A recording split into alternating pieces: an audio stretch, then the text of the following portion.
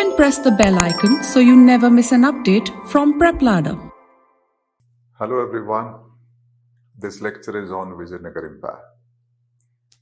The Vijaynagar Empire was founded in 1336 and it remained in existence till mid of 17th century CE. Let's consider the very important aspects related to this topic for your preliminary examination. So first thing you should know is the foundation of the Vijaynagar Empire. And just one specific information is there.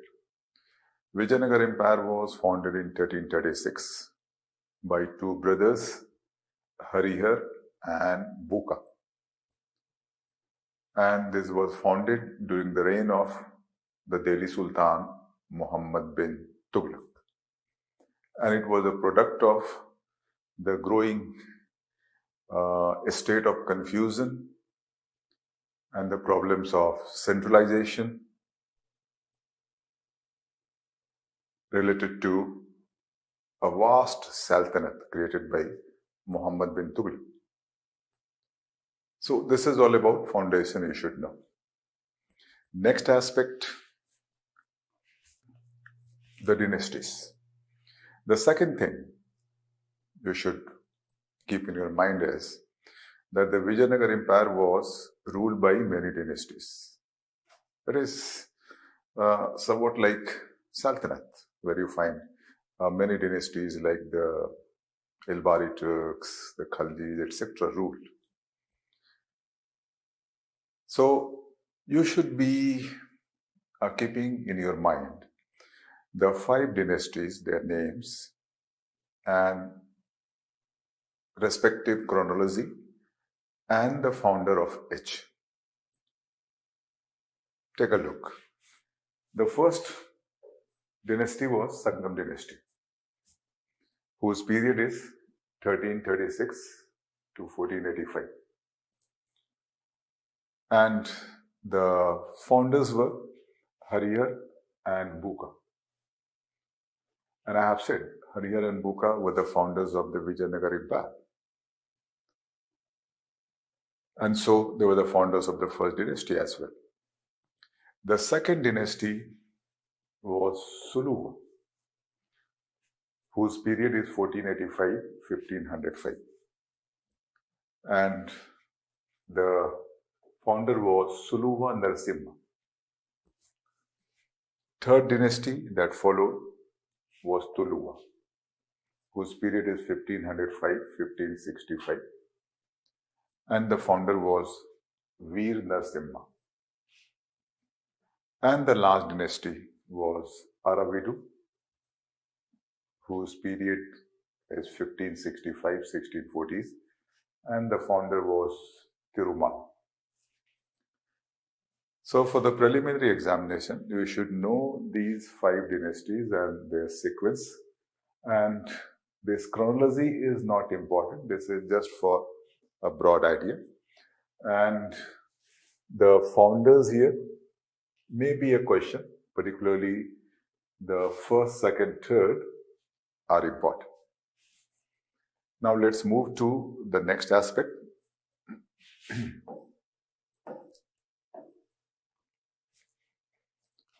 The next aspect is important rulers. And you have to consider only 2 important ones. Number 1 is Devaraya II. Devaraya II belonged to the Sangam dynasty, and the chronology of his reign is 1425-1446. And he is known for his military genius, his military adventures, his military conquest. He played a significant role in expansion of the power of the Vijayanagar. That's it. Second important ruler you should keep in your mind is Krishnadevaraya. He belonged to Tuluva dynasty, and the chronology of his reign is 1509 to 1530. Krishnadevaraya was the most important king of the Vijayanagar Empire. He is known for his military genius, his military campaigns, his conquest, and creation of a strong Vijayanagar empire. Besides, he is also known for his contribution to art and culture. He himself was a great literator and wrote books in Telugu and Sanskrit. He patronized many languages and he contributed to the building activities, particularly temple building activities. I will be throwing light on his cultural contribution under a separate heading, that is cultural development during Vijayanagar period. So just two rulers you have to keep in your mind, and you should also keep in your mind their chronology. This means Devaraya II was earlier than Krishna Devaraya. This is also fine. Now, next important aspect, that is Vijayanagar Bahmani conflict. Bahmani kingdom was founded in 1347. And this kingdom was founded in the region Deccan. Bahmani kingdom and Vijayanagar kingdom or empire both were contemporary. And they had adjoining borders. Their political ambitions clashed. And result was a conflicting relation. Vijayanagar Bahmani conflict was a long drawn out conflict. This continued for a long time. And this exhausted both. And regarding this conflict, the points you are supposed to remember are: number one, Tungabhadra Doab region, that was a bone of contention between Bahmanis and the Vijayanagar rulers. And this Doab region is the region between the rivers Krishna and Tungabhadra.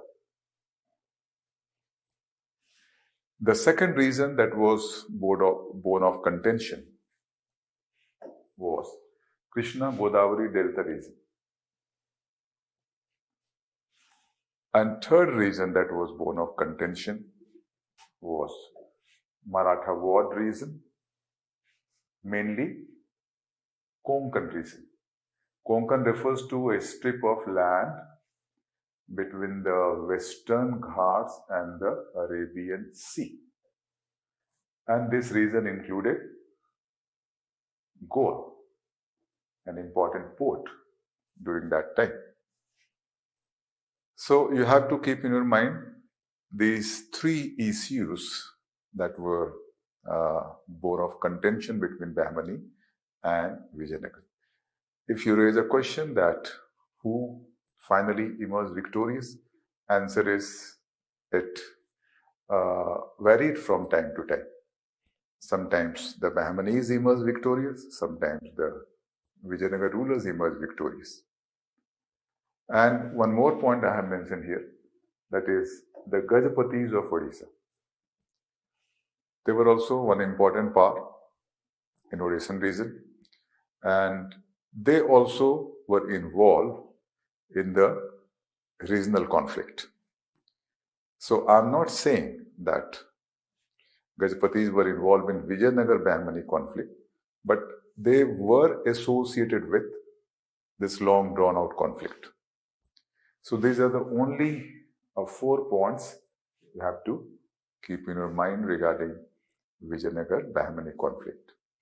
Now let's consider the next aspect. Next important aspect for your preliminary examination is travelers' accounts. And one thing important here is that many foreign travelers visited Vijayanagar Empire. So you're supposed to know their names and they were from where. But I have mentioned here the reign of the kings when they visited as well. Though that is not very important, excepting the reign of Krishnadeva Raya. So first, here is Nunes. Nunes was a Portuguese traveler, and he visited during the reign of Achyut Dr. Dr means Devaraya. Everywhere Dr means Devaraya. Second is Niccolo Conti. He was an Italian, and he visited during the reign of Devaraya first. Third was Abdul Razak, who was a Persian, and he visited during the reign of Devaraya II. Fourth is Domingo Pace. He was an Italian, and he was visited during the reign of Krishnadeva Raya. And last also, that is Barbosa, who was a Portuguese, visited during the reign of Krishnadeva Raya. So, the name of Krishnadeva Raya is important here, connecting Krishnadeva Raya to traveler. Otherwise, the rest three do not seem to be very important. If you remember, it is okay. And these travelers throw light on certain specific aspects of Vijayanagar Empire that we should also remember. One, all have focused on the massive fortification. Two, they have described various structures within the city of Vijayanagar, that was the capital of Vijayanagar Empire. And when I talk about the massive fortification, I am talking about fortification of the city of Vijayanagar, that was the capital of Vijayanagar Empire. So, name of the kingdom of empire was Vijayanagar, and the name of the capital too was Vijayanagar, and the remains of the capital, that was Vijayanagar, today we find at the place Hampi in Karnataka. Now, the third thing, what they say is about the life of the city of Vijayanagar. They give description of the affluence and the colorful markets and the public places in the markets in the city of Vijayanagar. Next is they have thrown light on the rulers also and the ruling elites. These two who visited during the reign of Krishnadeva Raya, they have written about Krishnadeva Raya also as a wise ruler. And the last, they have also thrown light on some socio-economic aspects. And the most important socio-economic aspect, what they have focused particularly on Nunes, that the women played a versatile role, and women were involved in various activities. Women acted as astrologers, soothsayers, accountants, wrestlers, bodyguards, musicians, dancers. So this is a very unique aspect of their status and the role of women during Vijayanagar times, as we find in the accounts of the travelers, particularly the Nunes. So these are the specific points you should keep in your mind, apart from the names of the travelers and they belong to what region, and particularly the name of Krishnadeva Raya, during whose reign two travelers visited. Now I'm moving on to the next aspect.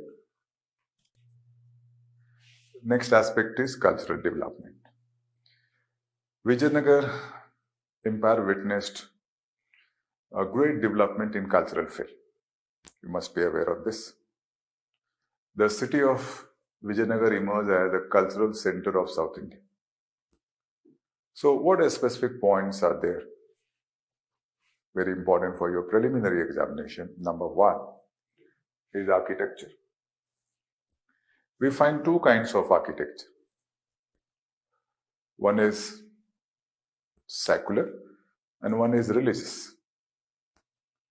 With respect to secular architecture, just one point you are supposed to know. That is a structure, Lotus Mahal. This is a unique structure.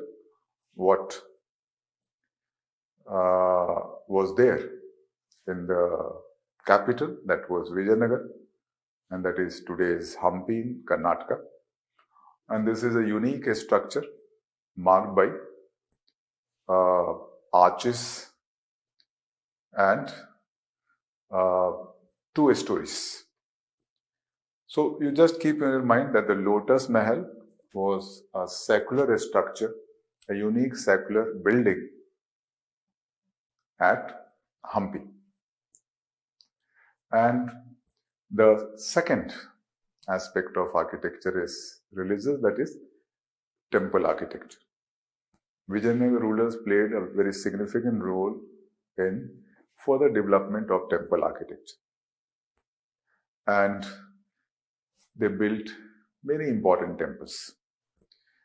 Names of a few temples you should keep in your mind. Number 1, that is Hazara Rama Temple, Hampi. Number 2, Vitthal Temple, Hampi. Number 3, Virupaksha Temple, Hampi. Number 4, Veerbhadra Temple, Lepaksi. The last one is in Andhra Pradesh, and the first 3 at Hampi are in Karnataka.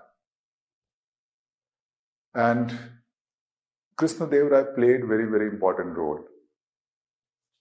How? He renovated some temples. He played a dominant role in the construction of some, like Vitthal Temple. He added new structures to existing temples like Gopurams, Chariot Mandap, Aman, 1000-pillar Mandap. And regarding the temple architecture of Vijayanagar, certain specific points related to specific structures associated with the temple architecture are important. That is what I have mentioned. So one is Aman. Aman refers to a separate temple for the spouse of the chief deity. Next is Kalyan Mandap. And Kalyan Mandap refers to a hall in which ceremonial union of the chief deity and his spouse was conducted. So this was a kind of marriage hall. And Kalyan Mandap, you can say, was a new innovation by the Vijayanagar rulers. And next one, chariot. And chariot here refers to chariot-shaped mandaps. Next one, pillars. Very unique pillars, and they are highly decorative, highly ornamented. And some pillars are so deeply and beautifully carved that they are known as musical pillars, because it is said that if you strike or if you hit them with a wooden stick, they produce notes or swar. And next is 1000-pillar Mandap. So Aman, Kalyan Mandap, Chariot Mandap, pillars and 1000-pillar Mandap, they are unique features of the Vijayanagar temple architecture, and where we find the Kalyan Mandap is an innovation, and this kind of highly decorated pillars, they also represent an innovation. And Chariot Mandap was first constructed under the Cholas, but it became common during this time. 1000-pillar Mandap, first constructed under Cholas, and it became very common during this time. And Aman, there are a few, very few, you can say, evidences of Aman earlier, but it became common during this time. So this is all about the architecture part under cultural development. Next point here is murals. And regarding murals, you should remember the name of two temples. One is Veerbhadra Temple, Lepaksi, Andhra, and second is Virupaksha Temple, Hampi, Karnataka. So these two temples contain some beautiful murals having both secular and religious thing, but predominantly religious. And they are multicolor murals, and these murals are known as Vijaynagar murals. Next point is a sculpture. The trend of a sculptural art that developed under the Cholas that continued to Vijayanagar Empire as well. And we find beautiful three-dimensional images of a stone and of metal belonging to this period. And the next point here is music. Vijayanagar rulers patronized musicians in their courts. And these musicians wrote some very, very important text on music. This suggests that this period witnessed development of the art of music as well. Next one is literature. Vijayanagar rulers patronized many literatures. And in the field of literature, the name of Krishnadev Rai is again very, very important.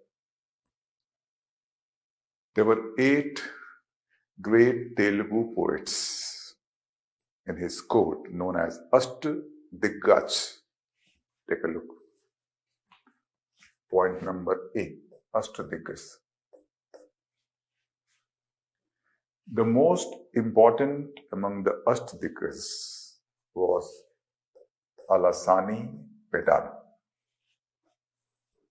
And another important one was Tenali Rama.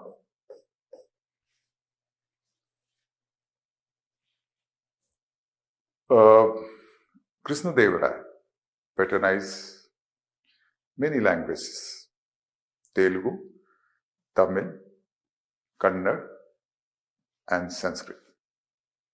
He himself was a great literate. 2 very, very important books written by Krishnadev Rai were, number 1, Amukt Malyada. Amukt Malyada. The literal meaning of Amukt Malyada is one who wears garland,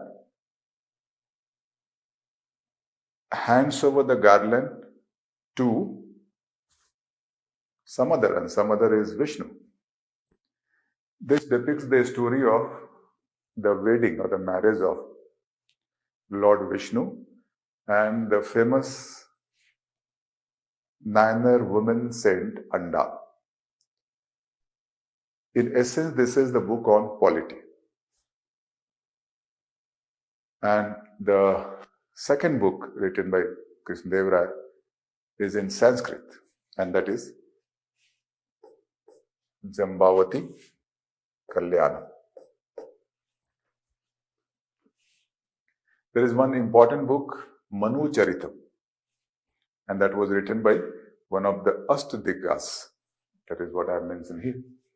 Manu Charitam, written by one of the most important Ashtadiggjas, Alasani Pedana. You should remember the name of one more book, that is Madhura Vijay. Madhura Vijay. This was written by Ganga Devi, and this book gives the description of conquest of Madurai by Bhuka first. So the Vijayanagar Empire witnessed great development in the field of literature. Telugu, Tamil, Kannada, even Malayalam and Sanskrit. And next point here is Bhakti. The trend of Bhakti in South that began under Alvars and Nanas much earlier, continued into this period also. And both Vaishnavite and Savite Bhakti trends progressed. One very important Vaishnavite Bhakti movement that emerged in 16th century was Haridasa movement, mainly in Karnataka region. And a famous saint, you might have heard the name Purandar Das, belonged to Haridasa movement. And Purandar Das is known as the father of Carnatic music. So these are some specific points you should keep in your mind regarding the cultural development during Vijayanagar Empire. Now I'm moving on to the next one. This is Hampi Temple Complex. I have said that Hampi is a place in Karnataka where we find the remains of the capital of Vijayanagar. And the name of the capital was Vijaynagar. This place is characterized by a good number of temples and related structures. Together we call this Hampi Temple Complex.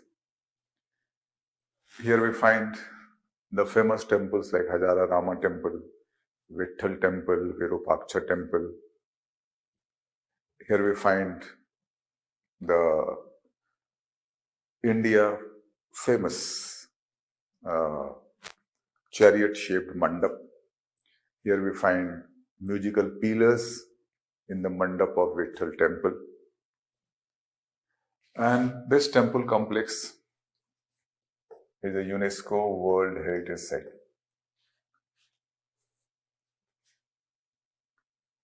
So this point is also important for you. If you consider UNESCO a World Heritage Site in South, that is south of Vindhyas, so one important is Ellora, next is Ajanta, next is temple complex in Pattadakal, next is Brihadeswar Temple, Tanjore, next is Shiva Temple at Gangai Konda Cholapuram. So these are some important you can say the art centers because declared as a UNESCO World Heritage Site, and so you should remember them. So one in south is Hampi Temple Complex as well. Now let's move on to the next one. The next aspect is miscellaneous aspect. Here I have presented some miscellaneous points that are very, very important for the preliminary examination. First point is Nayaks and Amram. Nayaks were powerful military chiefs during the Vijayanagar Empire. And these Nayaks were given a piece of land, and this land was known as Amram. And that's why the Nayaks were also known as Amram Nayak. Many of these Nayaks became autonomous and independent in the wake of decline of the Vijayanagar Empire. And they contributed to temple building activities like the Nayak of Tanjore, the Nayak of Madurai. Second point, Ayagars. Ayagars were village servants, and there were 12 in number. So these village servants played role in providing services to the village community. And these village servants were given tax-free land by a state. So this was a similar kind of system what we find in Deccan, what is known as Balutedari system. So this term also you should keep in your mind. Balutedar, and system is known as Balutedari, that was in Deccan under Bahmanis and Marathas. And under Balutedari also we find 12 Balutedars, as we find here 12 Ayagars. So 12 Balutedars were also village servants. providing services to village community, and these 12 Ayagars were also the same. Next is, and one more thing, on the basis of the existence of Nayaks and their role, term is there that is known as Nayankara system. Nayankara system. And for, related to Ayagars also, there is a term Ayagar system. So if you have any question, Nayankara system, so that is related to Nayak. And if you have any term Ayagar system, that is related to Ayagars.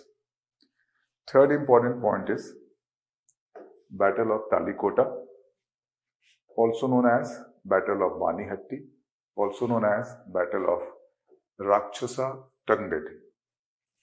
This battle took place in 1565 when the Vijaynagar ruler was Sadasiv Rai, but the de facto ruler was Rama Raja or Rama Raya. This was a battle between Vijayanagar and a confederacy of 4 Deccanee estates. These 4 Deccanee estates were Golconda, Ahmednagar, Bijapur, and Bidar. One information for you: Bahmani kingdom was founded in 1347. Later, it got disintegrated, and out of Bahmani kingdom there emerged 5 regional kingdoms. These 5 were Golconda, Bijapur, Ahmednagar, Bidar, and Barar. These are known as 5 successor estates of Bahmani kingdom. We have come to know about Vijayanagar-Bahmani conflict. So this conflict continued during the period of the successor estates of the Bahmani kingdom also. And finally, a decisive battle took place, that is this battle in 1565. So one party was Vijayanagar and the second party was confederacy of 4. In this 4, we don't find Berar. Result was Vijayanagar ruler was badly defeated, and it gave a death blow to the Vijayanagar kingdom. It marked, you can say, a process of its decline. Though after this, one more dynasty came into being, I have discussed. Yet, this was a declining phase of the Vijayanagar Empire. Next point is Velalas, this should be Velalas, V-E, Velalas, Redis, and Vocaligas. These are the peasant groups. Velalas were important peasant group in Tamil region, Redis, important peasant group in Andhra region, and Vocaligas, important peasant groups in Karnataka region. And Vijayanagar Empire included the territory of all these 3.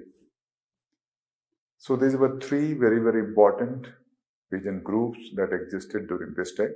So you should remember the names of these: Velalas, Vocaligas, and Redis. Fifth is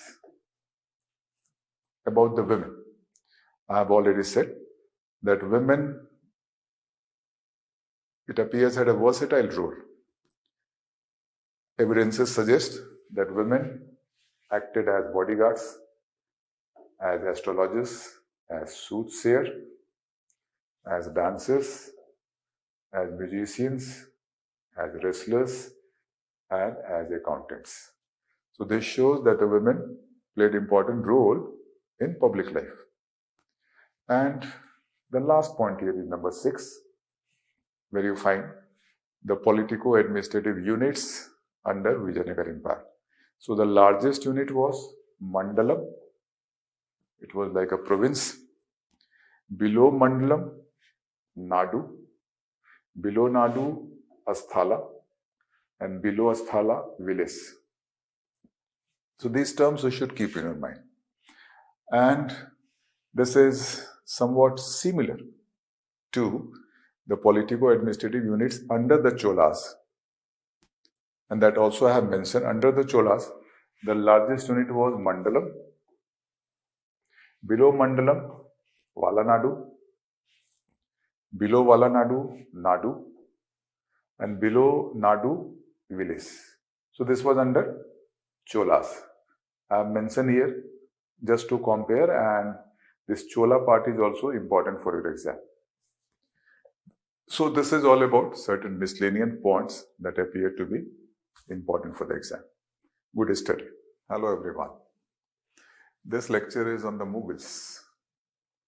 And let's consider the very, very, very important aspects related to the Mughals for your preliminary examination.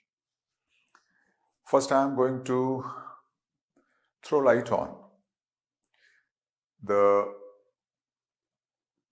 two Mughal rulers, Babur and Humayun, and these two together represent the early Mughals.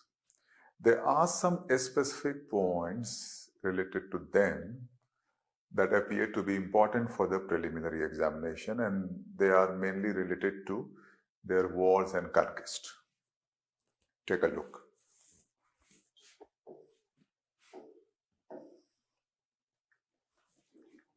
So first, Babur. And Babur ruled during the period 1526-1530. First point here is control over Afghanistan, 1504 onwards. Babur, before conquering the interiors of India, had conquered Afghanistan region. He had created control over Kabul and Kandahar region. Number 2, control over Punjab in 1525. His next important move was establishment of control over Punjab region, and that created a base to enter India. Third, a very, very important event, that is Battle of Panipat.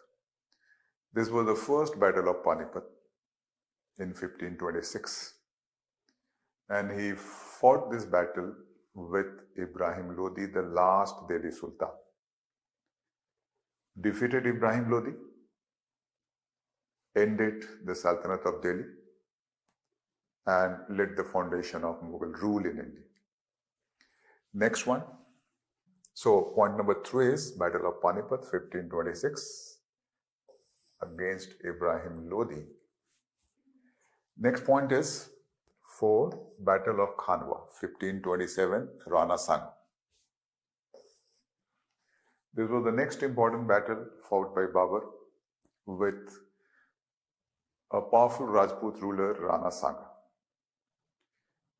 Rana Sanga was defeated, and this was the next very, very important victory of Babur. Next point is conquest of Chanderi, that is in Malwa region, in 1528, against Medini Rai. Medini Rai was the ruler of the state of Chanderi, and this was the next important victory of Babur. And next point is Battle of Ghagra. Ghagra is the name of the river, and this battle was fought near Chhapra. Chhapra is a place in Bihar in 1529. And in this battle, he defeated Afghans and Nusrat Shah, the king of Bengal, who supported the Afghans. So these are the 6 points related to Babur's military adventures and his conquest in India. And all these together played a role in foundation of Mughal rule. So you have to keep in your mind the names of certain battles like Panipat, Battle of Khanwa, Battle of Ghagra, and you have to know the Babur's military adventures and successes in sequence, and this is in sequence. Now I am going to throw light on Humayun.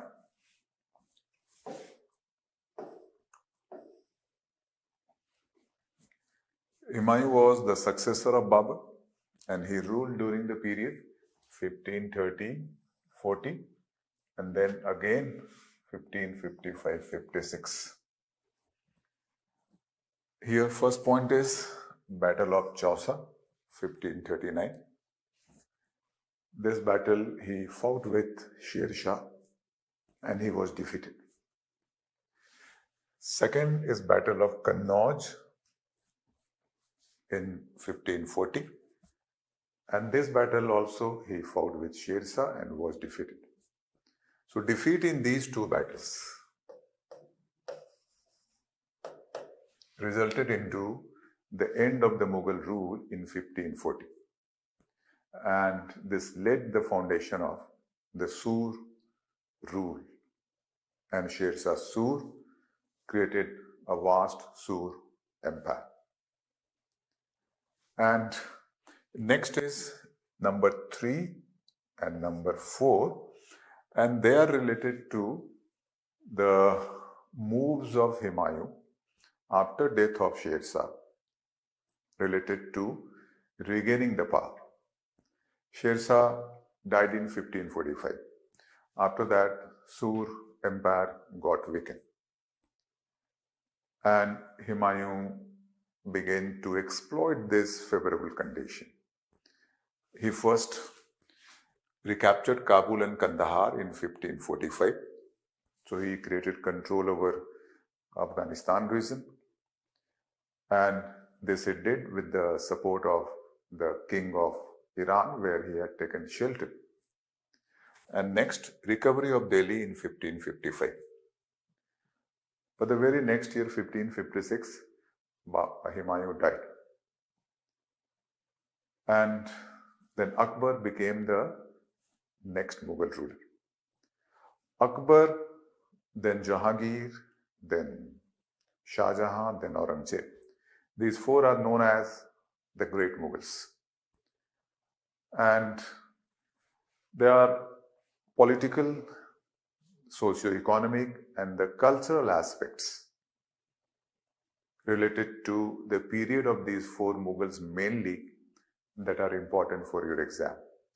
So now I am moving on to the political system and the political policies mainly of these four Mughals. Then I will be moving on to socio-economic aspects of this period, and then I will be moving on to the cultural aspects of this period. And related to these three aspects, there are many important points that are always important for the preliminary examination. Take a look.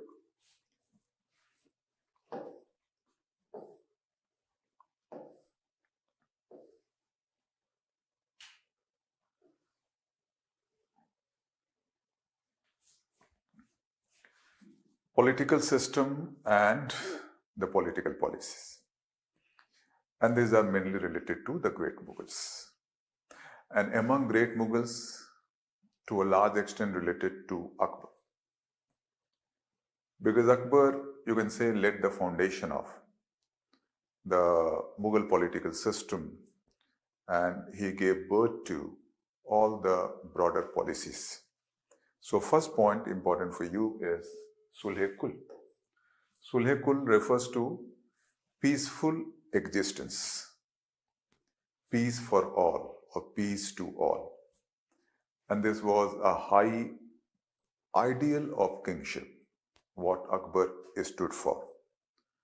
So Akbar focused on the idea of Sulh-e-Kul, and he considered his empire a place where people of all sects, all religion, all creeds could live together in peaceful manner. And Sulhul idea was followed later to a great extent by Jahangir and to some extent by Shah Jahan also. Next, Tawheed-e-Ilahi. This is also popularly known as Deen-e-Ilahi. This was a new order, but not a new religion, created by Akbar. And the objective of this order was to promote socio-religious harmony. And here one related thing is, that is Akbar's religious policy. Akbar showed a bent of mind that was inquisitive and that was leaning towards philosophy, religion, spiritualism. He founded a structure known as Ibadat Khana, and this was a place where he conducted debate and discourses on religion. He invited the religious gurus and the teachers and the saints from different religions and held discourses with them and tried to learn the truths about various religions. And eventually he was convinced that every religion was good, and he began to believe in what can be called universal religion. Next is land revenue system. Akbar created a new land revenue system. First, he followed the land revenue system created by Sher Shah. Sher Shah's land revenue system is known as Japti. Point number A, Japti. This was based on survey and measurement and classification of land. And Sher Shah formulated Ray, that is popularly known as Sher Shah's Ray. This was crop rate. So Akbar followed Japti system of Sher Shah and Sher Shah's Ray. But later he improved upon this. And this improved version of Japti was Dehsala, also known as Aine Dehsala. And this is point number B. And the man who played important role in giving birth to Aine Dehsala was Todar Mal. So this is also known as Todar Mal's Bandobast.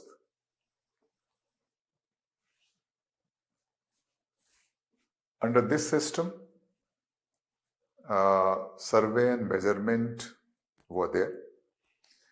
Classification of land was there. And under this, there was a system of giving loans to the farmers known as Takawa.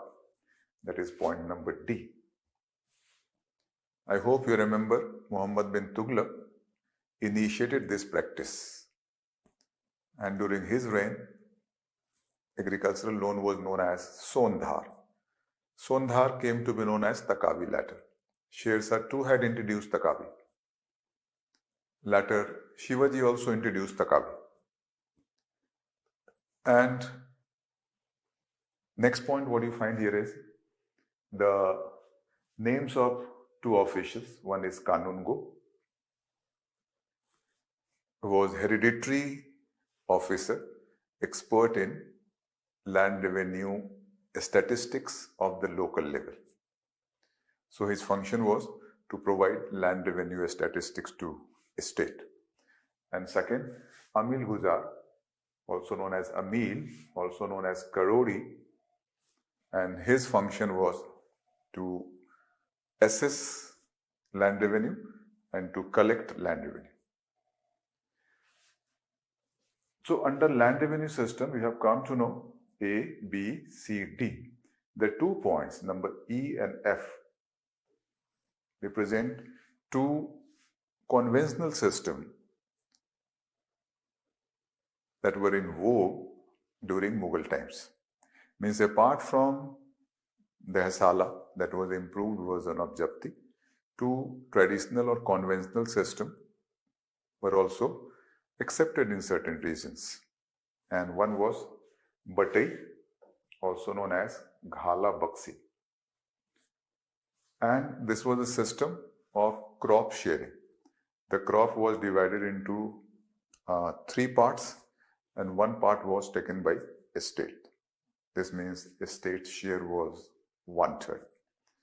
And next system was Nasak, also known as Kankut. And this was a system under which the land revenue was collected on the basis of past records.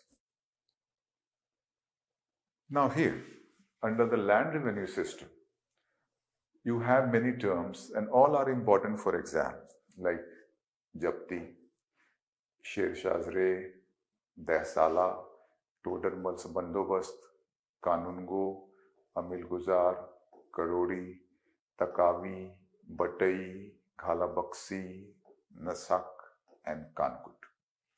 So focus on them. Next point here is number 4.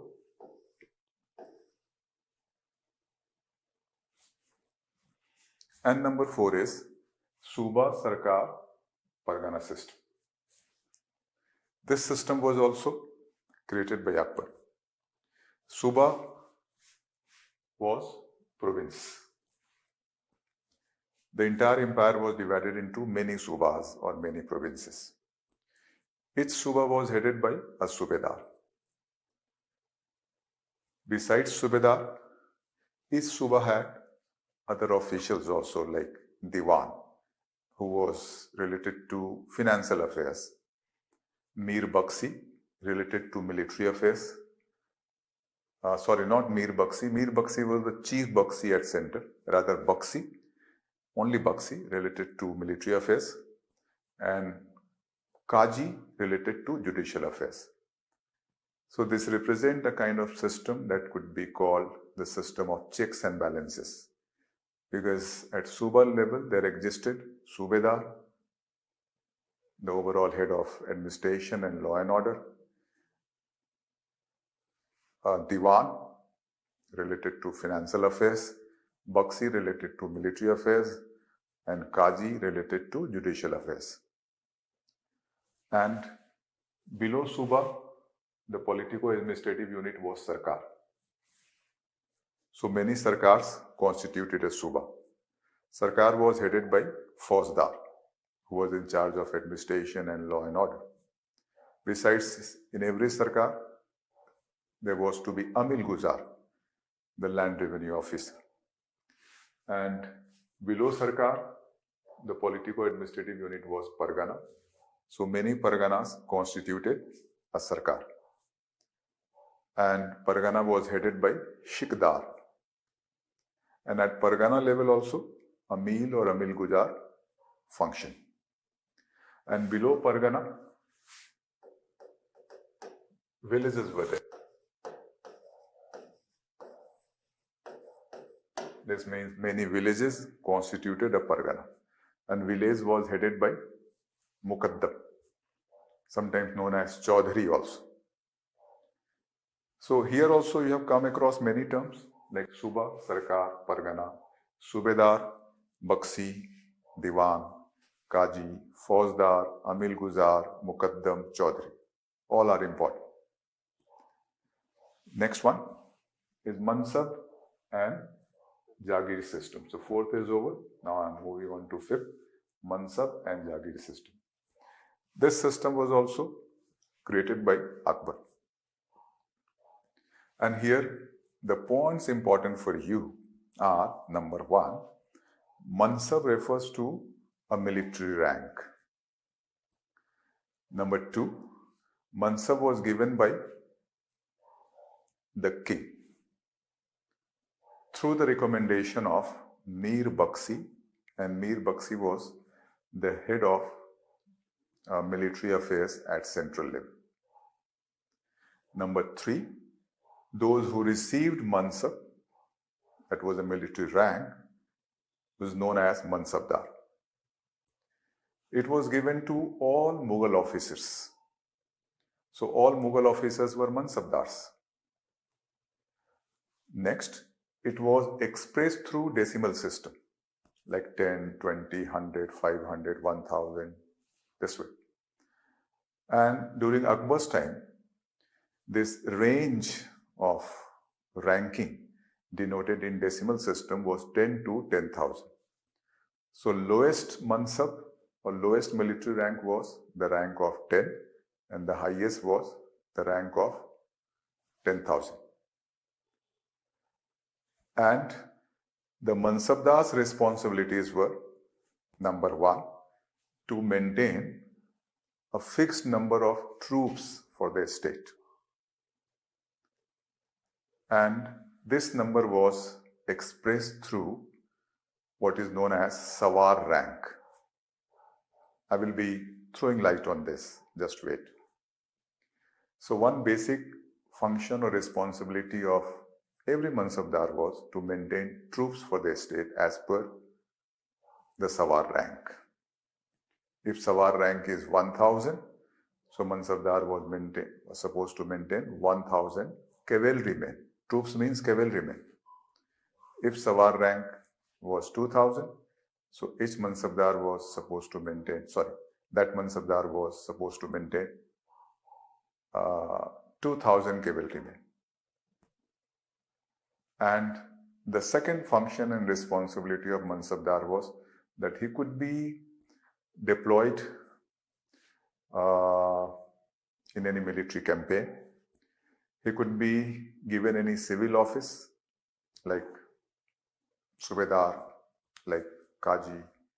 He could be given any military office like Mir Bakshi, and he could be posted in Mughal court also. This means every Mansabdar had a basic function to maintain troops as per his Sawar rank, and every Mansabdar was supposed to function in civil capacity and in military capacity. And there was no distinction between civil and military function. And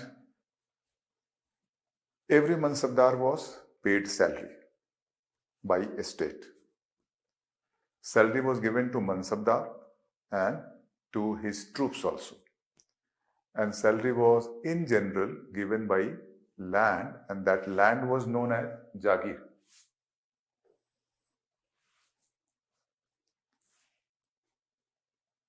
This means some Mansabdars were paid in cash also.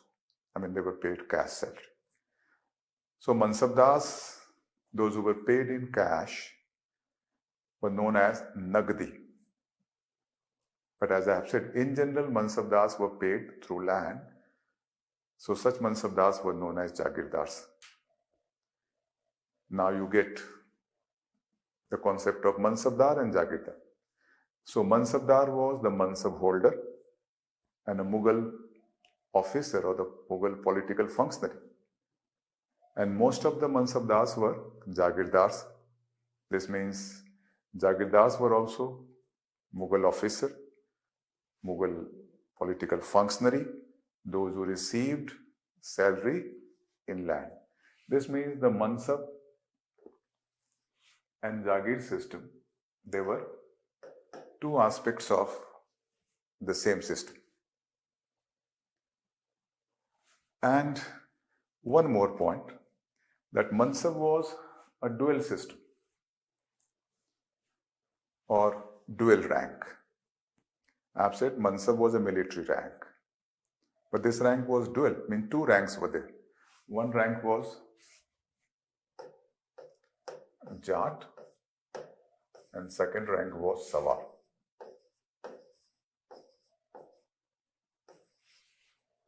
Jat rank determined the status of the Mansabdar in the overall hierarchy of 10 to 10,000, what I have said. So suppose if the Jat rank of any Mansabdar is 100, so this determined that this Mansabdar was above 10 or 20 or 30 or 40, but below 110, below 200. Besides, Jat rank also determined the salary of the Mansabdar. And Sawar rank determined the number of cavalrymen the Mansabdar was supposed to maintain. Suppose if the Sawar rank of a Mansabdar is also 100, this means that Mansabdar was supposed to maintain 100 cavalrymen. So, Mansab, a military rank, was a dual rank. So this means when the Mansab was given to anyone, he was given two ranks, Jat rank and Sawar rank.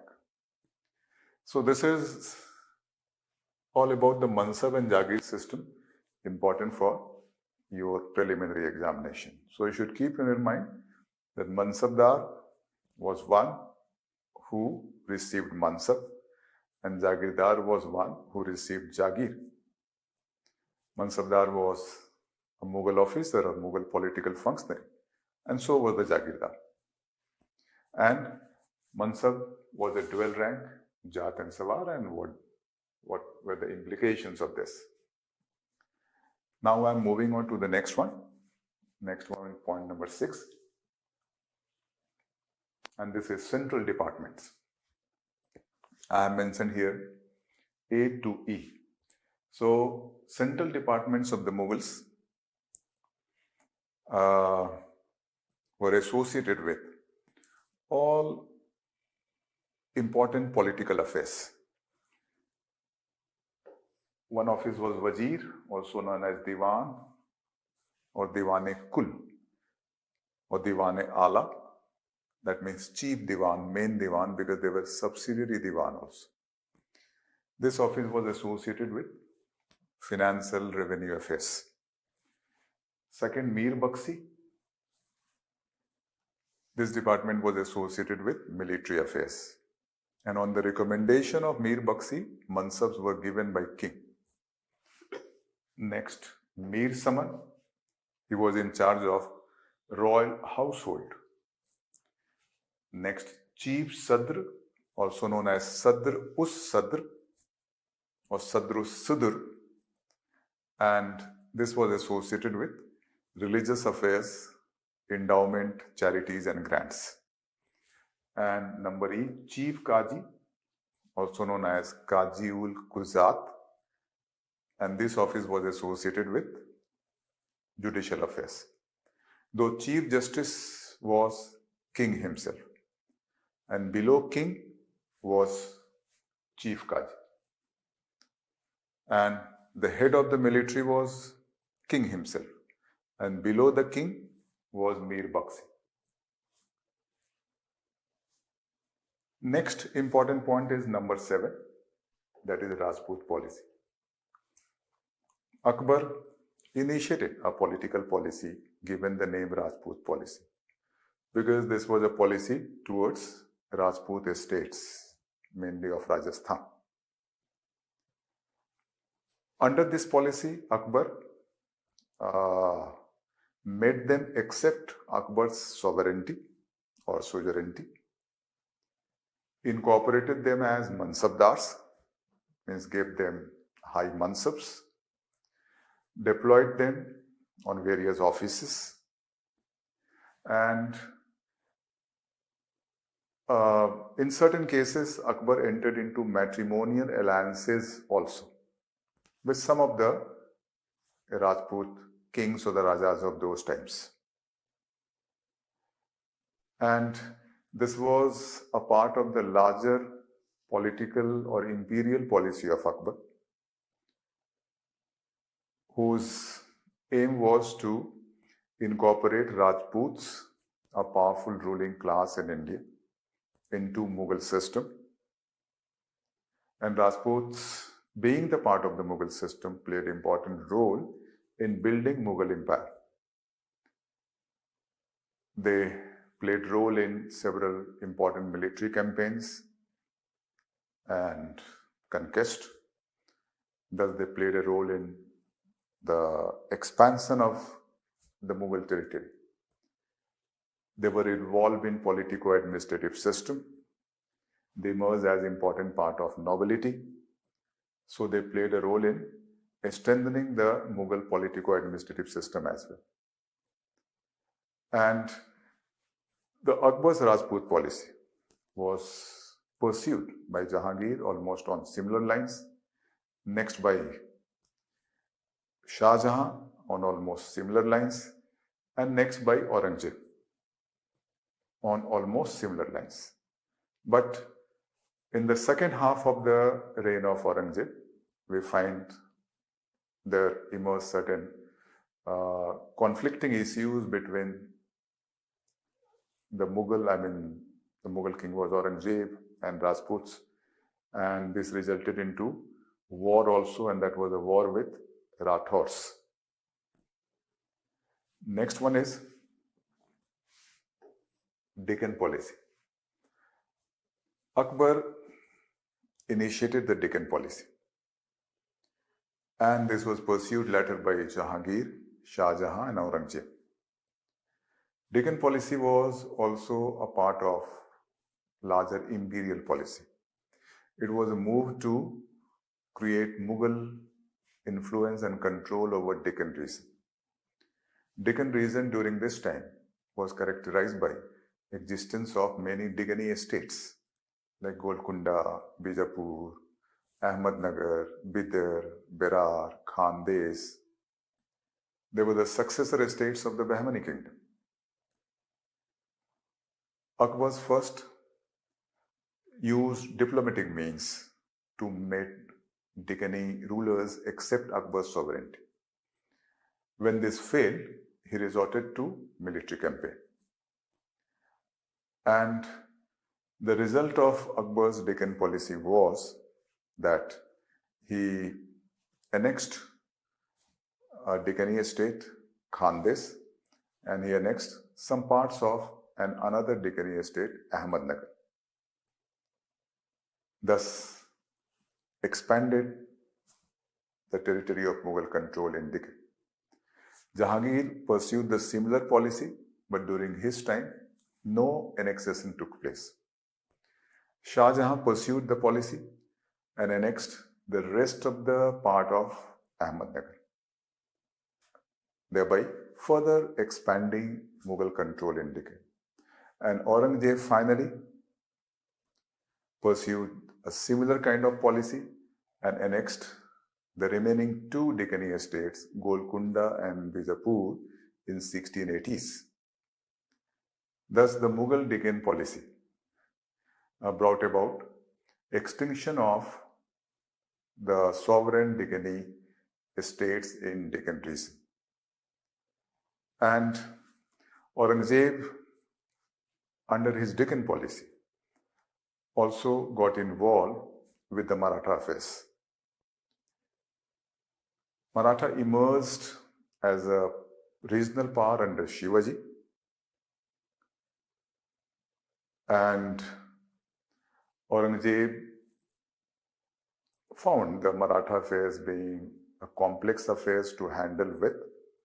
First, he handled this affair through his military generals. Finally, he in person went to Deccan to address this affair. And meanwhile, Shivaji had died. He captured his son and successor Shambhaji, executed him. This was a political mistake. So though he could control Marathas to some extent, but he failed to solve Maratha problem. And Marathas eventually emerged as a challenge to the Mughals after the death of Aurangzeb. So this is all about the political system and political policies. Under this, you find that most of the points are related to Akbar. I have said Deccan policy initiated by Akbar, Rajput policy initiated by Akbar, The central departments created by Akbar. Mansab Jagir system created by Akbar. Suba Sarkar Pargana system created by Akbar.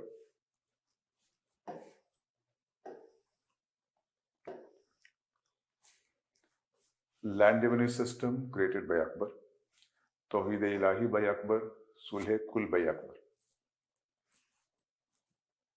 But here what is important is, I have extended these.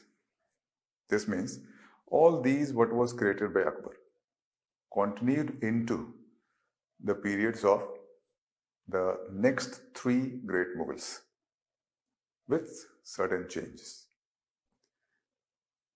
So, related to the political system and policies, you have come across many terms like Sulh-e-Kul, Tawhid-e-Ilahi, Japti, Dehsala, Batai, Subedar, Pargana, and so on. Focus on all these. They are important for your exam. Now I am moving on to socio-economic aspects of the Mughal period, particularly the period of the four Mughals. First point here is Jamindar.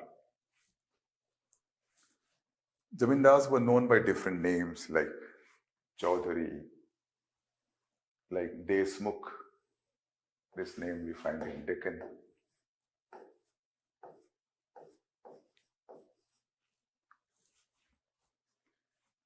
Consider this term, Jamindar, the holder of Jameen or the holder of land.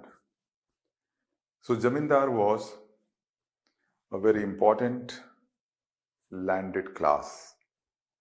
So of course associated with the countryside. Jamindars can be considered as the landlords. Jamindars had big tracts of land, their own, what they acquired over generation. And besides this, Jamindars had influence and a kind of local control over other neighboring areas known as their Jamindari. And in this area, they had a right, and that was a traditional right that developed in tradition, to collect a part of land revenue. This rate varied, somewhere 1/5 of the total, somewhere 1/10, this way. This right was known as Jamindari right. Beside this right, in the same area, the Jamindars had enjoyed certain other rights also, like right over the resources, certain resources, you can say water resources, etc. Right to levy some petty taxes on the caravan, on the merchant, traders, etc.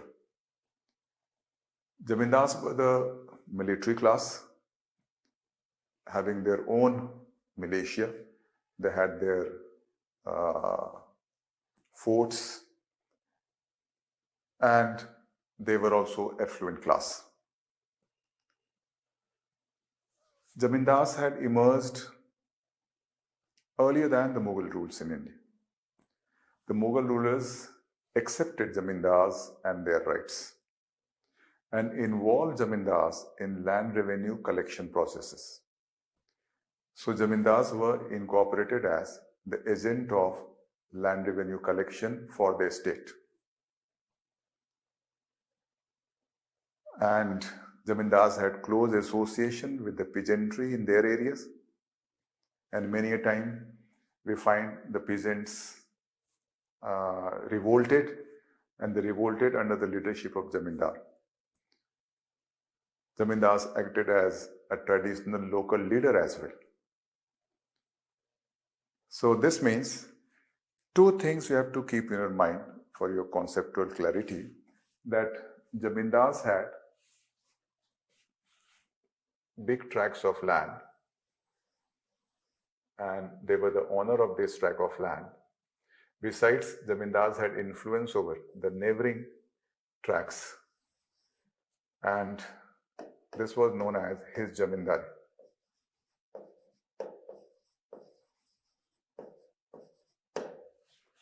And zamindari was a right. And what kind of right I have said.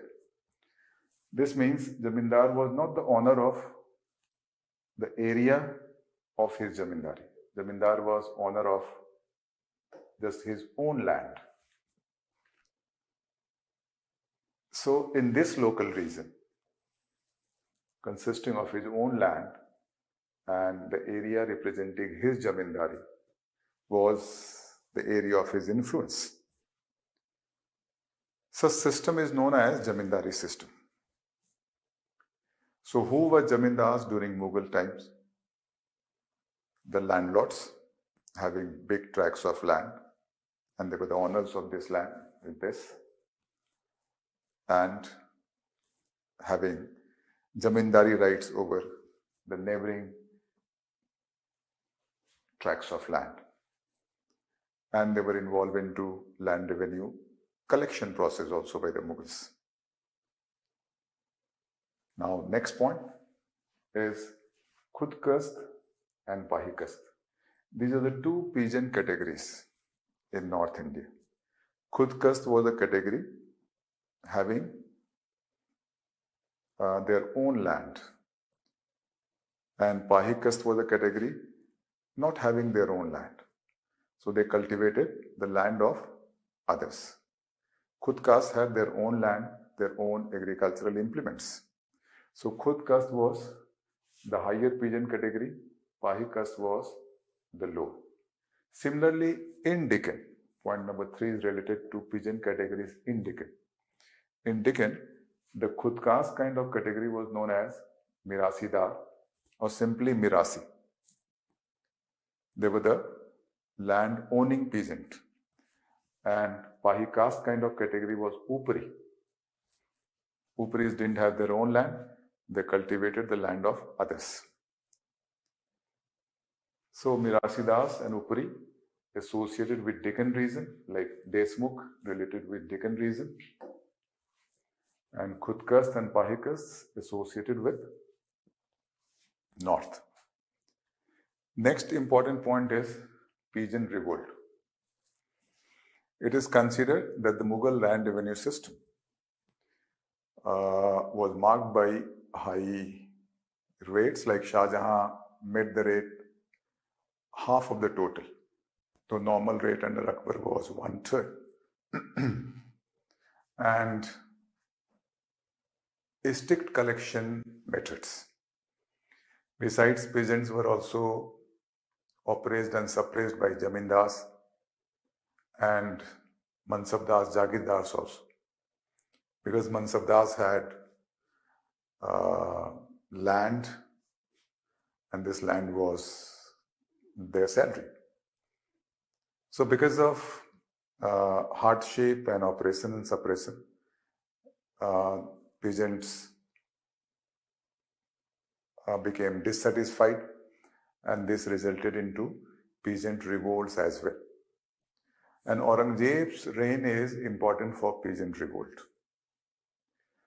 The revolt of Jats, the revolts of Satnamis, revolts of Sikhs, even the revolts of Marathas are considered to be the revolts having agrarian character by many historians. Next one, Madadi Mas. This was a term used for several kinds of grants given by the Mughal king. Land grant to mosque, land grant to Khanka, Sufi Khanka, land grant to madrasas, land grant to any scholar, intellectuals, etc., known as Madadi Mas. So one category of land was Madadi Mas. Another category of land was Khalisa, that was a crown land, and the revenue of Khalisa went to king. And third category of land was Jagir land. So there were three categories of land during Mughal times. One, Khalisa, the crown land. Second, Jagir, and what was Jagir I have discussed. And third, land as grants known as Madadi Mas.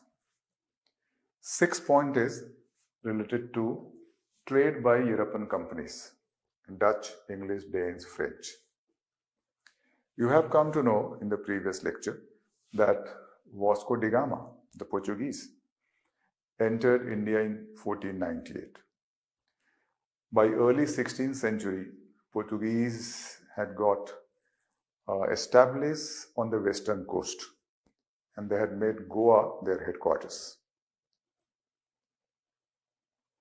Mughals emerged in early 16th century. And now during this time, more European trading companies entered India. After Portuguese, Dutch came. After Dutch, and Dutch were from the Holland or the Netherlands. After Dutch, English. After English, Danes. After Danes, French. Among these three, Danes did not play important role in trade activities. They were more concerned with the spread of Christianity or missionary activities.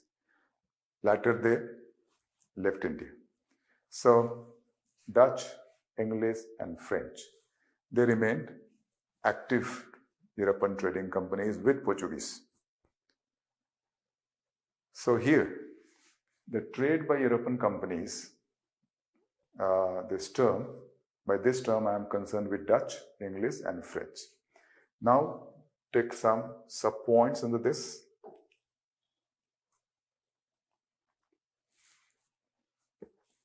Sub-point number A is Dutch factories. So here I have mentioned the important sites of Dutch factories. Factory was not a production house. This was a trade station. This means a place from where they traded. And Dutch factories, important sites were Petapuli, Masulipatnam, Pulicat. These were all on western side. Cambay, Surat.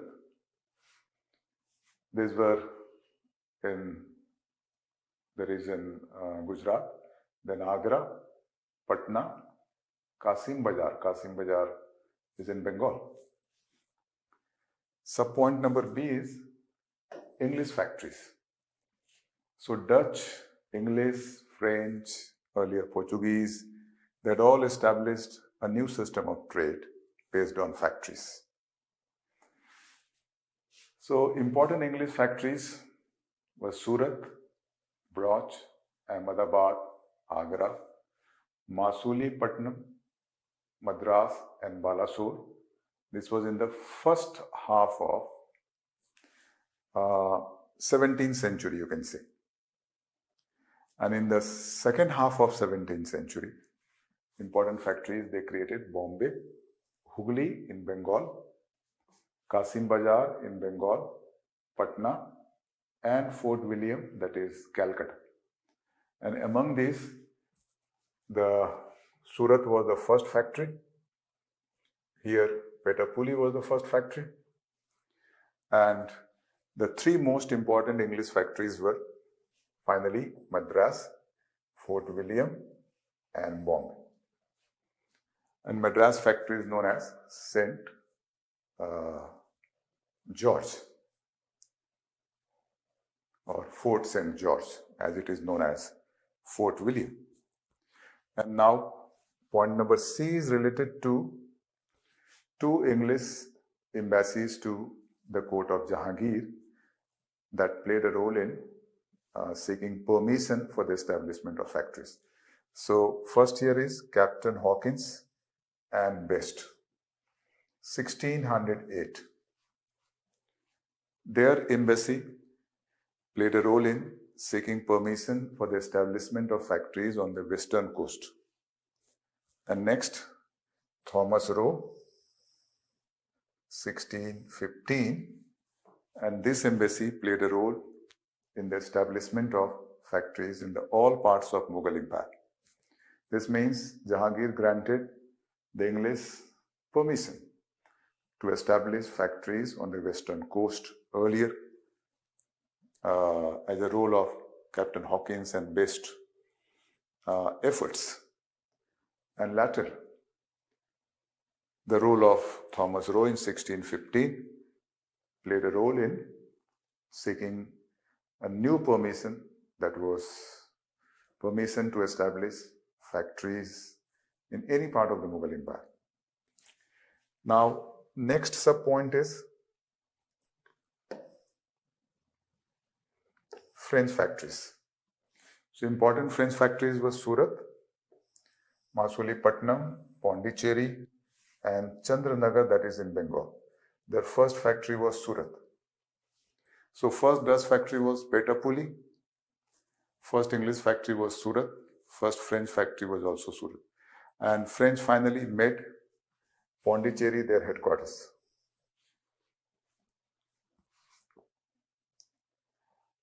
And the last sub-point here is related to the exports, main export items. So point number E, exports. This means what goods, what commodities these European trading companies bought or procured from India and exported. So spices, among spices, black pepper was the most important. Besides cinnamon, ginger, textile, a very, very important export, and different types of textile like calicos, chains, muslin, malmal, silk. Next, indigo, and next, saltpeter. So then you find the four main export items in which the European trading companies were involved: spices, textiles, indigo, and saltpeter. Saltpeter was used for making gunpowder. So this is all about the socio-economic aspects. And next is the cultural aspects.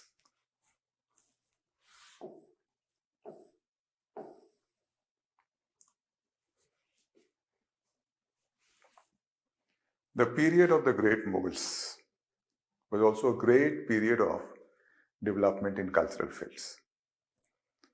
Let's consider the very, very important points for your preliminary examination. First point is autobiographies. Two Mughal rulers wrote their autobiographies. First Babur and second Jahangir. Babur wrote Tujuki Babari, also known as Baburnama, in Chagatai Turkish language. And here Babur gives a vivid description of his wars, conquest, and description of India, its geography, climate, hills, mountains, rivers, streams, people, fruits, etc. So this is a very, very important source of knowing India also. And the second autobiography is the autobiography of Jahangir, and the name of this is Tujuki Jahangiri. And in this autobiography, Jahangir gives a description of his reign chronologically, and he gives description of the Mughal system, the Mughal nobility, the economic prosperity, etc. Next point is paintings. When Humayun was in Iran, taking shelter after getting defeated by Sher Shah, he came into contact with a developed form of Iranian miniature painting. When he came back to India, he carried with him two master painters from Iran, and thus he laid the foundation of Mughal miniature painting. And the miniature painting under Humayun was essentially manuscript illustration. This tradition was further developed by Akbar. Akbar created a separate workshop for painting, appointed a large number of painters, and carried forward the tradition of manuscript illustration.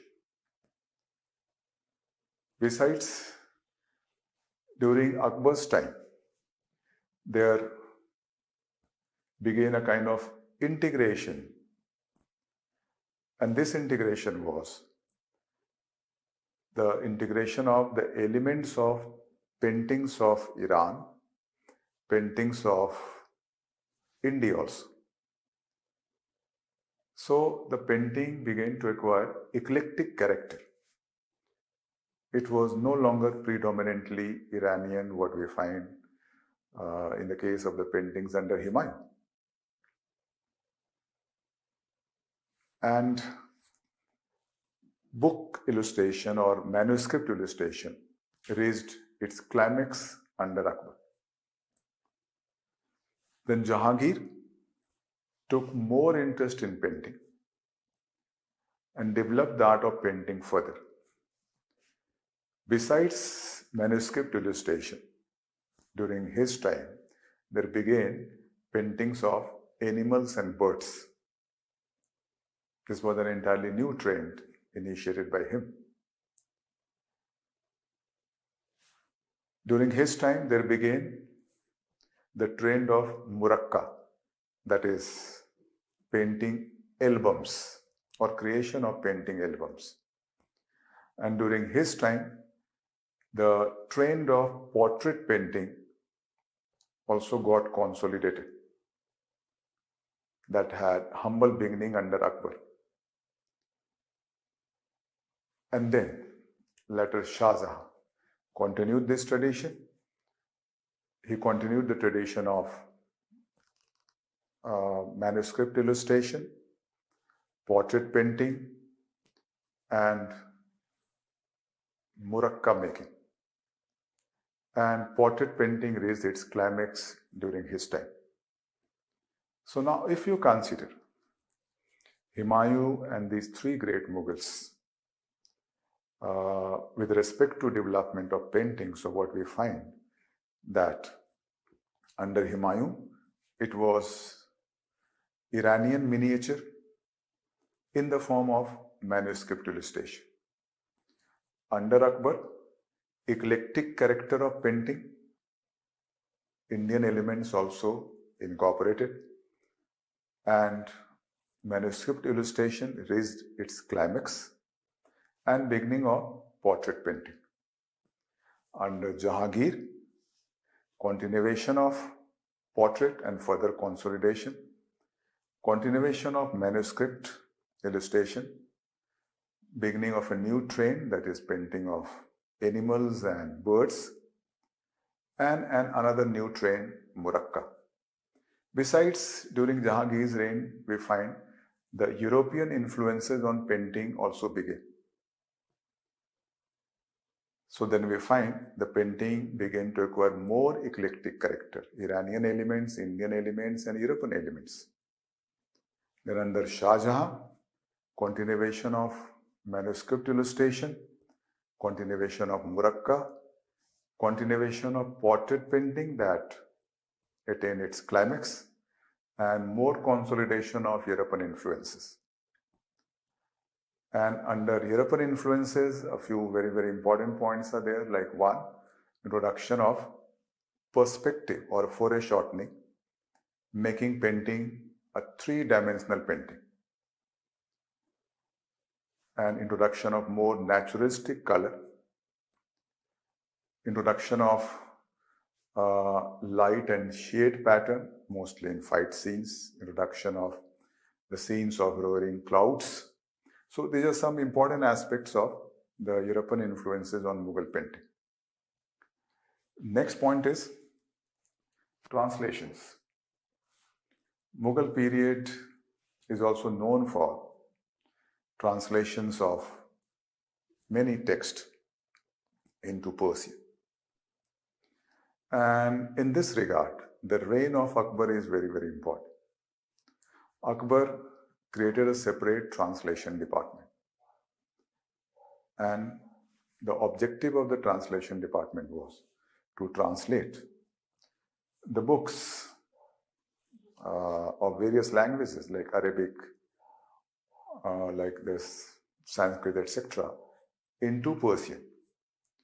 And many important books and the manuscript were translated into Persian, and many were illustrated also under the trained, what I have said, manuscript illustration. I have given here the names of some very important books translated into Persian under Akbar. So one is Atharva Veda. This is one among the 4 Vedas. Next is the Bible. Next is the Mahabharata. And the translation of this known as Rajmanama. Rajm means war. Gita or Bhagavad Gita, the Ramayana, the Panchatantra, and the Quran. Quran was originally in Arabic. This was translated into Persian. Next important point is Tawarik. Tawarik is the plural form of Tariq, that means history. History writing became a dominant form during the rule of the great Mughals. Many historians emerged, many historians were patronized, and they wrote many history books. So such writing is known as Tawarik or Tariq in singular. The most brilliant example of Tawarik is Akbarnama, written by Abul Fazl under Akbar. Akbarnama consists of 3 volumes. The 3rd volume is known as Aine-Akbari. The 1st and 2nd volume deals with the history of the Mughals from the very beginning to Akbar's time. And the 3rd volume, Aine-Akbari, is a kind of gazetteer of Akbar's empire, full of statistics and information regarding Subhas, their geographical and economic profile, Sarkars, the Jamindars, peasants, society, land revenue rates, nobility, administrative system, and so on. So Aine-Akbari is a very important source of history of the Mughal rule, and it is a part of the book Akbarnama. Next one is Dara Shikoh. Dara Shikoh was the son of Shah Jahan. He exhibited a Catholic outlook. In his religious approach, he was quite broad-minded. His role, his works represent kind of very liberal environment during the rule of Shah Jahan. Here there are some important points related to Dara Shikoh you should know. One point is number A, that he was a Qadri Sufi. So he was a Sufi prince. Qadri was a Sufi silsila, and he was initiated into this silsila. Next, Sir-e-Akbar. Sir-e-Akbar is the translation of many Upanishads done by Dara Shikoh. So great scholar. And C is Majma-ul Bahrain. Literal meaning is mingling of 2 oceans, and these 2 oceans are Islam and Hinduism. Here he has presented a broad analysis of Islam and Hinduism, and he has presented view that there are so many similarities of ideas between these 2. Next point is forts cum palaces. These 4 great Mughals are associated with building activities, particularly Akbar and Shah Jahan. Many forts cum palaces were constructed during this time. Akbar constructed many forts cum palaces at Agra, Ajmer, Allahabad, Lahore, and a very, very famous Fatehpur Sikri, where we find a lofty gateway that is Buland Darwaja and a 5-story building known as Panch Mahal. Shah Jahan constructed the famous Red Fort in Delhi. That is the part of the city what he founded, Shah Jahanabad. Next point is mosque and mausoleums.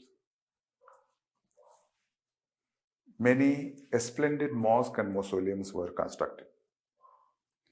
One important is Humayun's tomb, constructed during Akbar's reign in Delhi. This is considered as the precursor of Taj in the context of its large dome. Second very, very important mausoleum is the Taj Mahal constructed by Shah Jahan in Agra.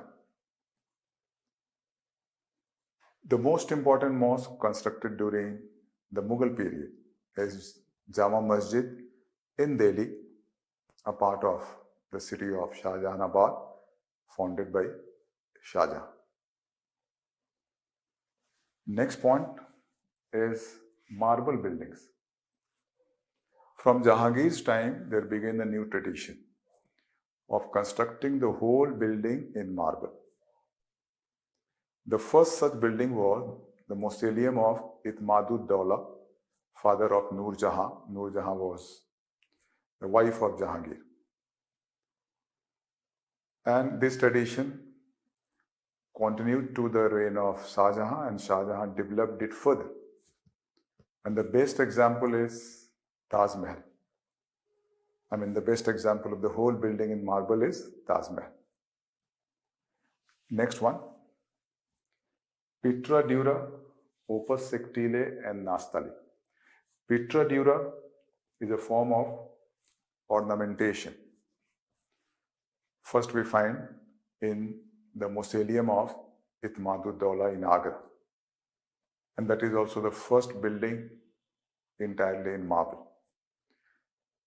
Pietra dura is a decorative form, and under this, precious stones are used, and using these precious stones or semi-precious stones, specific patterns or designs are created on buildings, normally on white marble. The Taj Mahal is a good example of a lot of Pietra dura work. So during Shah Jahan time, Pietra dura work became more common. Next here is opus sectile. This is also a form of decoration on the building, and this is a form of using different colors of marble, like black marble, yellow marble, white marble. So this is a decoration form using different colors of marble. And last is nastalik. Nastalik was the favorite of Akbar. This was a style or the form of calligraphy. This was used in writing manuscript, and this was used in the calligraphy on buildings. And you must be knowing, in Islamic building, there is a beautiful calligraphy in Arabic script where the verses of Quran are used. Next point is music. Akbar patronized music. His court was adorned by the famous musician Tansen, who invented many ragas like Rag Deepak. Shah Jahan too took interest in music, and he himself was a melodious singer. Next is Charbagh. Charbagh refers to a style of laying out garden. Babur introduced this. He laid out some gardens near Agra, like Rambagh, for example.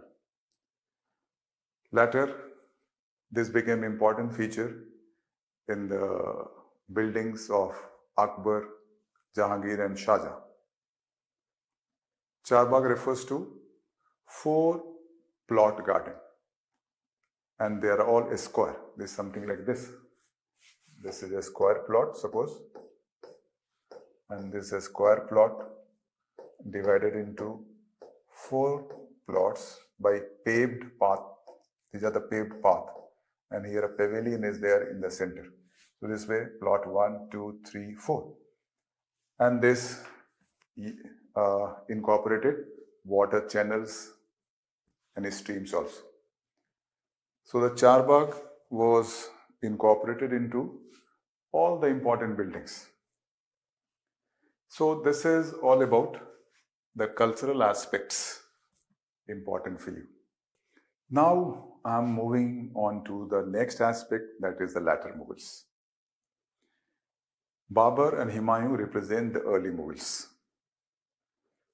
Akbar, Jahangir, Shah Jahan, Aurangzeb, together known as the Great Mughals. And the Mughal rulers after Aurangzeb, known as latter Mughals. Aurangzeb died in 1707. So Mughal rulers after that are known as latter Mughals. Related to latter Mughals, there are some specific facts and information that seem important for your exam. And that's why I have presented this aspect. And here I have presented the names of all the latter Mughals. But all the latter Mughals are not important. I have presented them to maintain a continuity. I am going to discuss what is important for you. Number 1, Bahadur Shah, 1707-12. He was successor of Aurangzeb. Just one point is important. Who succeeded Aurangzeb? Next Mughal ruler was Jahandar Shah.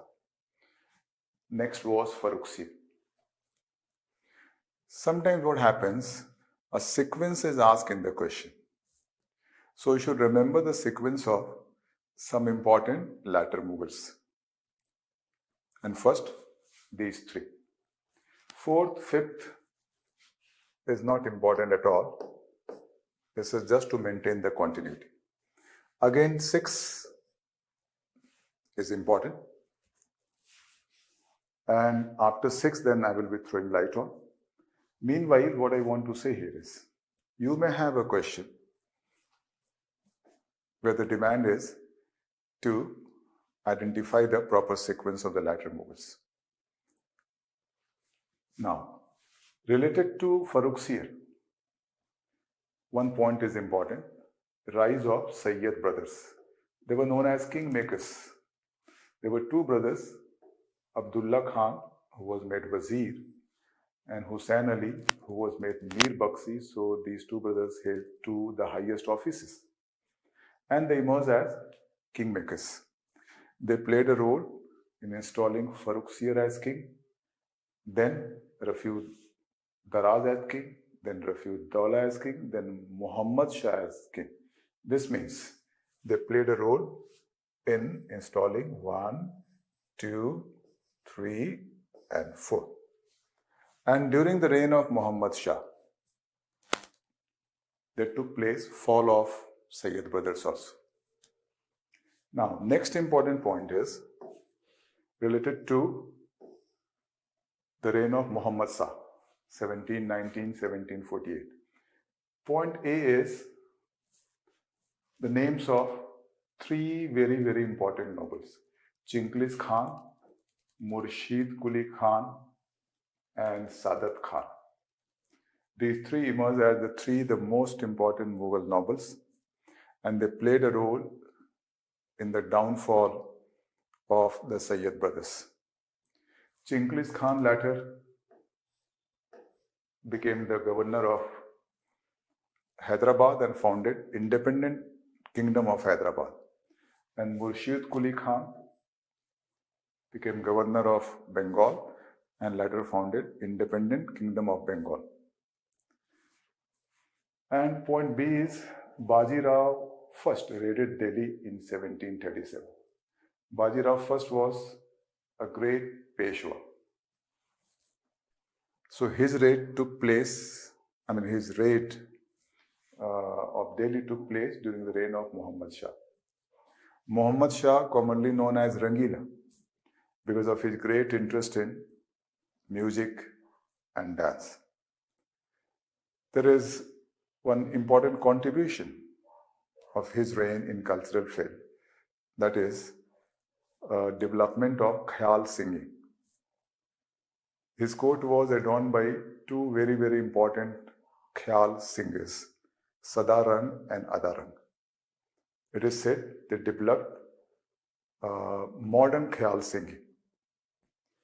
Next one. See, invasion of Nadir Shah in 1739, Battle of Karnal, and Afghanistan was lost. So during the reign of Muhammad Shah, there took place invasion of Nadir Shah, and that took place in 1739. A battle was fought, that is Battle of Karnal, and Afghanistan, that was a part of Mughal Empire, was lost to Nadir Shah. So related to the reign of Muhammad Shah, there are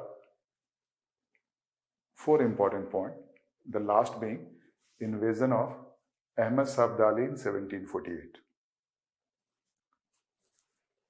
So during his reign, two invasions took place. Invasion of Nadir Shah and first invasion of Ahmad Shah Abdali. This was the beginning of the invasions of Ahmad Shah Abdali. And next Mughal ruler, that is 7, is Ahmad Shah, whose reign is 1748-54.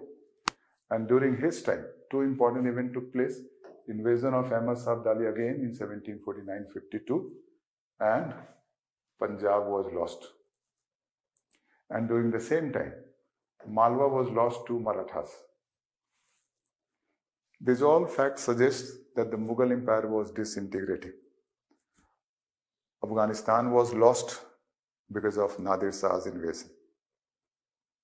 And Punjab was lost because of invasion of Ahmad Shah Abdali.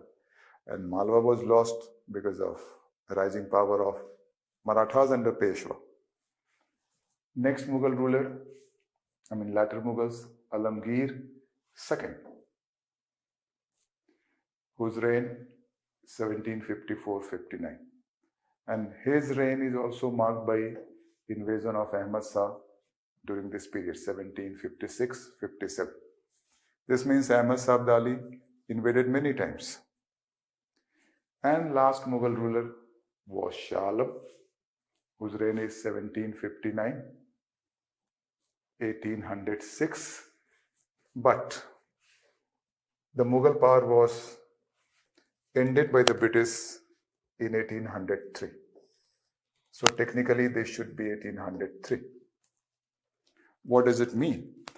Shah Alam II was the last Mughal ruler. I'm not saying last Mughal. Last Mughal was Bahadur Shah II or Bahadur Shah Jafar, who was declared a leader during the revolt of 1857. There is a difference between the last Mughal ruler and last Mughal.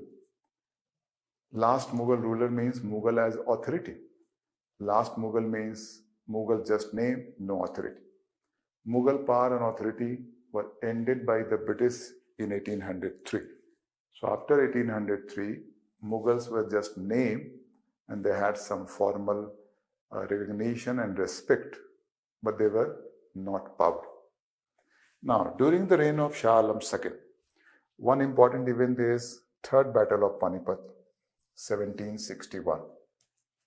The very, very important battle that was between the Marathas and Ahmad Shah Abdali. This was the climax of the invasion of Ahmad Shah Abdali. Ahmad Shah Abdali was Afghan. And in this battle, Marathas were defeated under Peshwa. This was a great setback to Maratha military power. Next event is Battle of Buxar, 1764. This battle was fought between the English East India Company and the combined forces of the Bengal Nawab, the Awadh Nawab, and Shah Alam. So Shah Alam II was also involved in this battle, and these combined forces of three were defeated by English. So this was an important English victory. And next is number C, end of Mughal power in 1803. And as I have said, after 1803, Mughals were just names having some formal respect. They were not authority. So under this aspect, you are supposed to know the sequence of the latter Mughals. There may be a question related, and you should know some important events that took place during the reign of one specific latter Mughal king. And with this aspect, you get connected to the decline of the Mughal Empire. So what I want to say, the process of the disintegration of Mughal Empire began after Aurangzeb. And finally, in 1803, the Mughal power was ended, destroyed by the English. And the English had emerged as an important power by this time. And in the wake of the declining Mughals, there emerged several regional powers. That is the last aspect important for you. Take a look.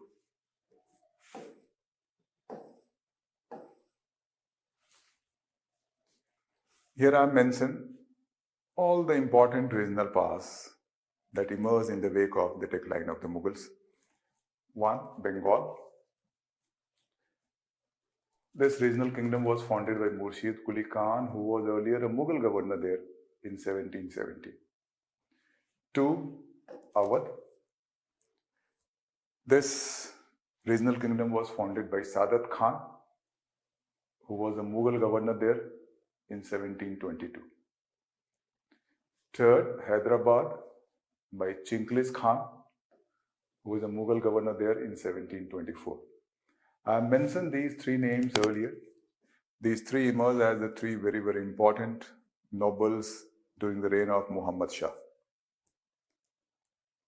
And fourth is Punjab, that emerged under Ranjit Singh in 1792. They were all earlier the parts of the Mughal Empire. Next, state of Bharatpur, that was the Jat state. The founders were Churaman and Badan Singh in 1722. And last is Mysore, that emerged under Hyder Ali, later succeeded by Tipu Sultan in 1762. So this list also you should keep in your mind. So this is all about the various aspects of the topic, the Mughals. Essentially, these various aspects are a kind of meticulous selection that is relevant for your preliminary examination. Good study.